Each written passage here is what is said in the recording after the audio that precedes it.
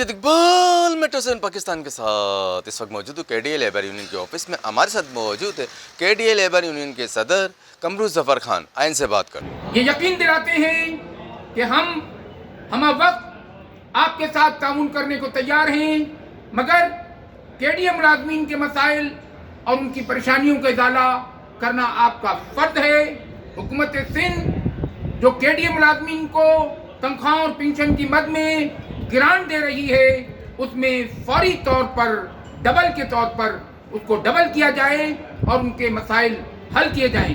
کے D A ملازمین کے کافی اکثریت جو اس وقت ریٹائر ہو چکے ہیں، عرصہ دراز 11، 12 اور 8 اور 9 سال کے، ان کی ادائیگی نہیں ہو سکی ہے. لہذا حکومت سندھ فوری طور پر ان کی ادائیگی کے لیے کم سے کم 2 ارب کی لائبلٹی پیش کریں تاکہ ہمارے مسائل ملازمین کے حل ہو سکیں. کے ڈی اے ملازمین ہر ماہ اپنی تنخواہوں کے لیے 1 سے لے کر 28 تاریخ تک انتظار کرتے ہیں اور وہ مالی طور پر بہت زیادہ پریشان حال ہیں. کے ڈی اے کے میڈیکل کو فوری طور پہ کھولا جائے اور کے ڈی اے میں باہر سے ٹرانسفر نہ کیا جائے. کے ڈی اے میں جو گریڈ 19 کے اور گریڈ 18 کے افسران ہیں ان کو استعمال کیا جائے، ان کو پروموٹ کیا جائے اور ان کو ان چیزوں پہ لایا جائے.